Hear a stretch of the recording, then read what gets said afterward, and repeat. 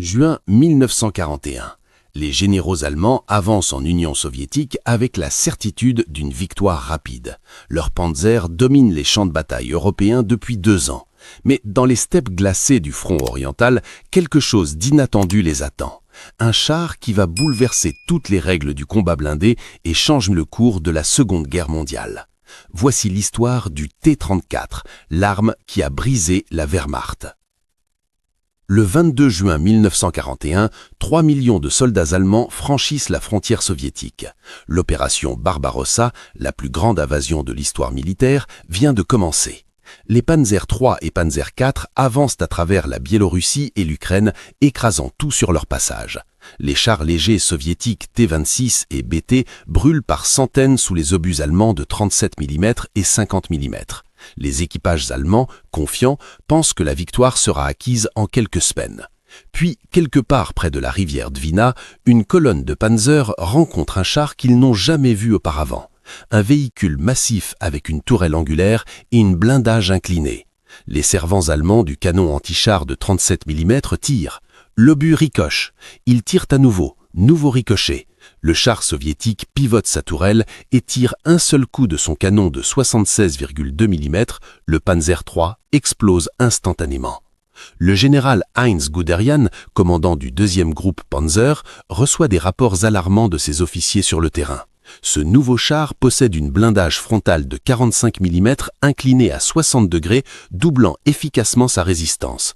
Son canon de 76,2 mm pénètre 76 mm d'acier à 500 mètres. Son moteur diesel V12 de 500 chevaux lui permet d'atteindre 55 km/h. Les larges chenilles de 500 mm lui permettent de traverser la boue et la neige là où les panzers s'enlisent. Guderian envoie un télégramme urgent au haut commandement. Nous avons rencontré un char que nos armes actuelles ne peuvent détruire efficacement. Le 25 juin 1941, une commission spéciale est créée pour étudier cette menace baptisée T-34. Les ingénieurs allemands examinent les épaves capturées avec stupéfaction. L'un d'eux note dans son rapport « Ce char représente une supériorité technique que nous n'avions pas anticipée ». En juin 1941, l'armée rouge possède 1226 T-34, soit seulement 5% de sa force blindée totale. La plupart sont détruits dans les premières semaines par manque de munitions, de carburant ou par des équipages inexpérimentés. Mais ceux qui parviennent à combattre laissent une impression terrifiante sur les troupes allemandes. Le mythe de l'invincibilité des panzers commence à se fissurer. Si cette histoire vous fascine, écrivez T-34 dans les commentaires et abonnez-vous à l'Énigme militaire pour découvrir comment ce char légendaire a été conçu. 1937. Dans l'usine de locomotives de Kharkov, un ingénieur de 39 ans nommé Mikhaïl Kochkine reçoit une mission impossible, concevoir un char capable de remplacer les BT rapides mais vulnérables. Kochkine n'est pas un militaire de carrière. À 10 ans, après la mort de son père dans un accident de bûcheronnage, il marche jusqu'à Moscou pour travailler dans une confiserie. Mais cet ancien fabricant de bonbons possède un génie pour la mécanique.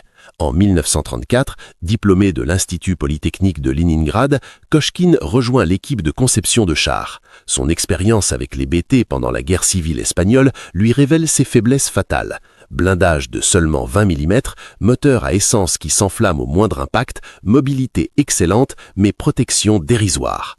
Kochkine comprend qu'il faut révolutionner le concept même du char moyen. En 1938, il développe secrètement 2 prototypes.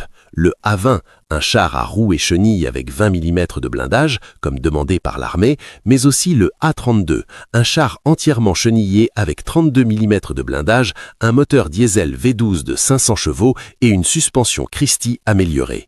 Les officiers conservateurs rejettent le A-32, trop lourd, trop cher, trop gourmand en acier. Kochkine refuse d'abandonner. En décembre 1939, il écrit directement à Staline. Il demande l'autorisation de construire des prototypes complets pour des essais comparatifs. Staline, impressionné par l'audace de l'ingénieur, accepte. En janvier 1940, par un hiver glacial à moins 30 degrés, Kochkine prend lui-même les commandes d'un prototype A-32 modifié pour un test brutal. 2000 km de Kharkov à Moscou, puis jusqu'à la ligne Mannerheim en Finlande, où la guerre soviétique aux Finlandaises fait la rage, et retour à Kharkov via Minsk et Kiev. Les officiers prédisent un échec, le char tombera en panne, il devra être rapatrié par rail, humiliation pour Kochkine. Mais le 22 mars 1940, les deux prototypes T-34 arrivent au Kremlin sous leur propre puissance. Devant Staline et les chefs militaires, ils démontrent leur vitesse, leur capacité à franchir des obstacles, leur fiabilité. Staline prononce ces mots « C'est le premier signe de notre force blindée ». Le 19 juin 1939, la résolution numéro 443 du Comité de défense adopte officiellement le char A-32 chenillé sous le nom de T-34.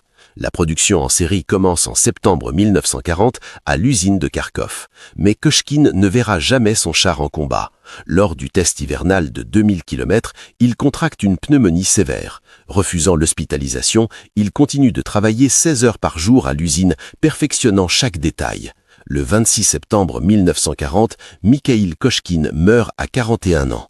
Il a conçu un seul char dans sa vie, mais ce char va sauver son pays. Restez avec nous, car vous allez découvrir pourquoi les ingénieurs allemands ont supplié qu'on leur permette de copier le T-34. Qu'est-ce qui rendait le T-34 révolutionnaire? Examinons sa conception technique qui a redéfini les standards des chars de combat pour les décennies suivantes. Premièrement, le blindage incliné. Traditionnellement, les chars possédaient des plaques verticales de 30 à 40 mm.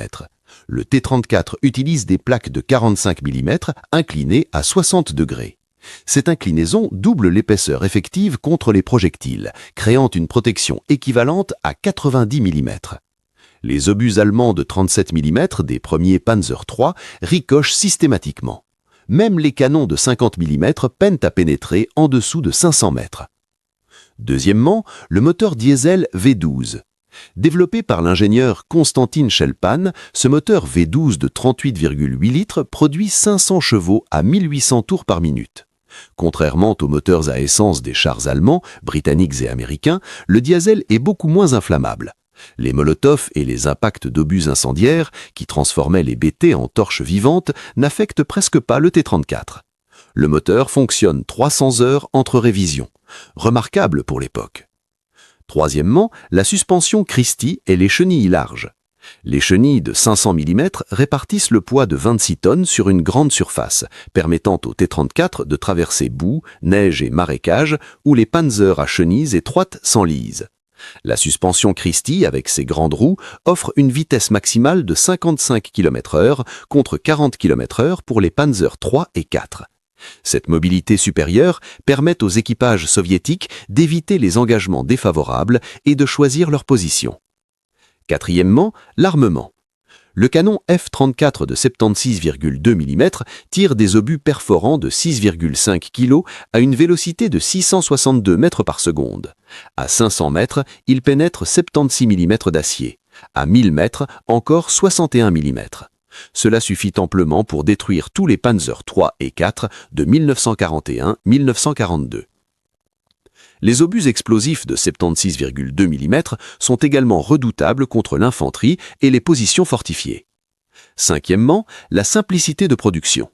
Là où un Panzer IV nécessite 9000 heures hommes, le T-34 n'en demande que 3000.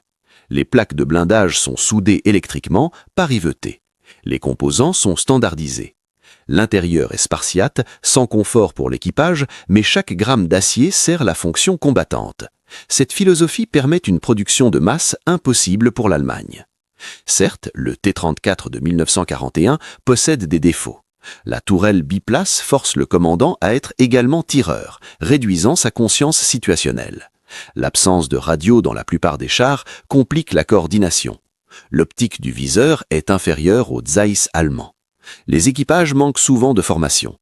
Mais ces faiblesses tactiques sont compensées par une supériorité stratégique. En 1942, l'URSS produit 2000 chars par mois. L'Allemagne, seulement 500.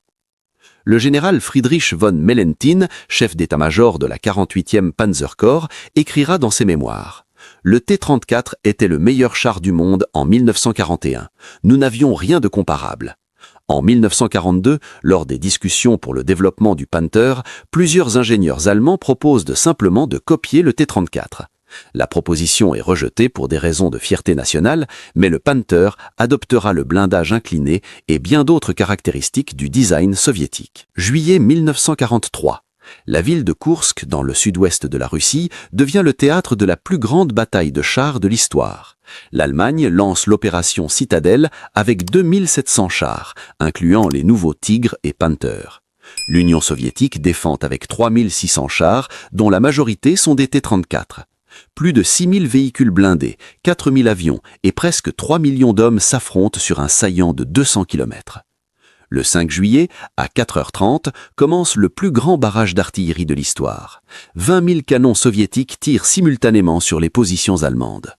Les panzers avancent à travers les champs minés et les lignes défensives préparées par le maréchal Georgi Zhukov depuis 3 mois.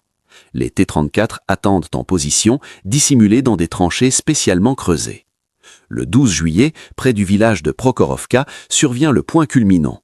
Le général Pavel Rotmistrov lance 400 T-34 de la 5e armée de chars de garde contre les panzers épuisés du 2e SS Panzerkorps. Les T-34 chargent à pleine vitesse, réduisant la distance à moins de 100 mètres pour neutraliser l'avantage des canons longs des Tigre et Panther. Le combat dure 5 heures, sous la chaleur de 40 degrés. Les équipages soviétiques suent à travers leurs uniformes dans les habitacles non climatisés. Le tankiste Lev Nikolaevitch Malinovski écrit à son frère « Le combat d'aujourd'hui a duré 5 heures. Avec notre artillerie, nous avons brûlé et détruit 21 chars allemands. Les pertes soviétiques sont lourdes. 822 chars contre 60 Allemands ce jour-là. Mais l'Union soviétique peut se permettre ces pertes. L'Allemagne, non.